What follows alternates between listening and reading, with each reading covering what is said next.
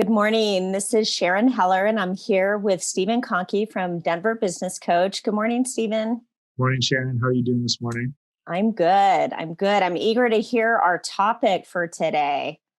Yeah. So today, as you know, we've been talking about some of these crucial conversations that are coming out of some research that we did. We did some qualitative research, just asking business owners in the area where they're strong, where they're weak, and hopefully we can help them with some ideas and to overcome some of these areas.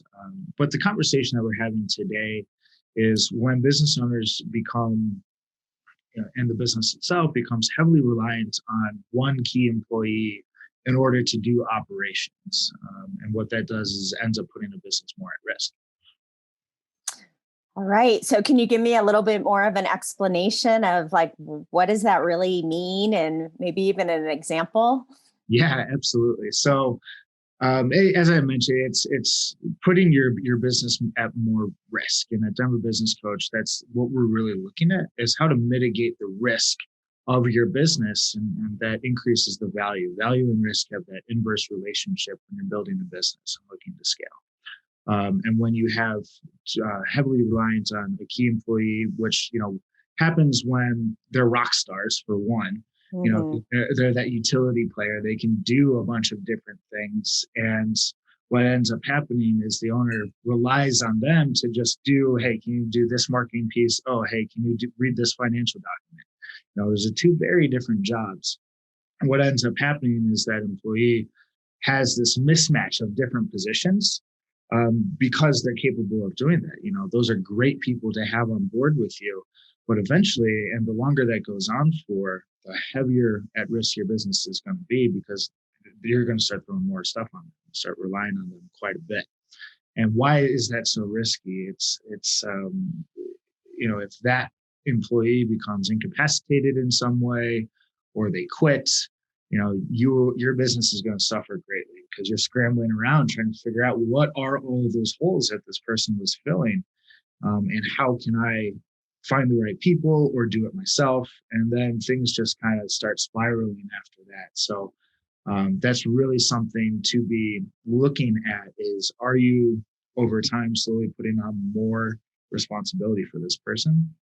A way that I look at it is, we'll use a sports analogy, and I hesitate because sometimes I don't like using sports analogies, but on a football team, everyone has a different position, right? And the team itself wouldn't be able to score points unless each individual held their position and did it right. And kind of the analogy I draw there is, if one of the offensive linemen decided, I'm going to be quarterbacks for this play, it wouldn't pan out very well. Because they're not trained in that way. They don't know how to do it, and things just start kind of falling apart. So I'll usually use that sort of football analogy here. No, that's a good analogy in this discussion. So interesting though, because we all want those rock star employees, right? We need them. And how do we then go about kind of mitigating the risk of having these star employees, and how to have them kind of be advantageous to our business versus putting our business at risk? Yeah, that's a great question, because everyone wants that rock star to be able to help them grow their business and scale their business. I'm not saying don't find those rock stars.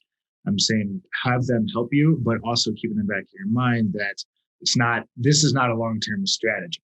This is not how you scale a business. It's, there's two people that can be together in a business, and everyone kind of has their own role.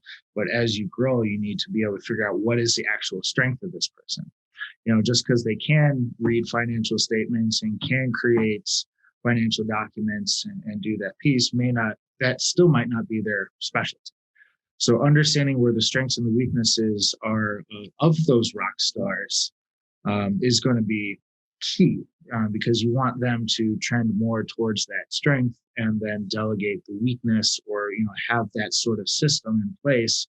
That's okay. Next on the list is, we need to get a bookkeeper, for instance, using the financial example there, while you can focus in on sales, because that is your strength.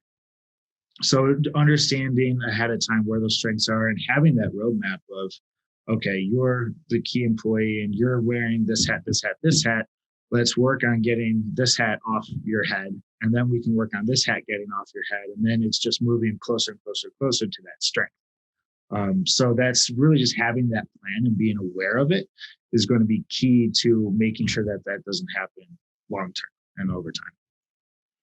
Really good points. Great discussion this morning, Steven. Anything you want to share in closing?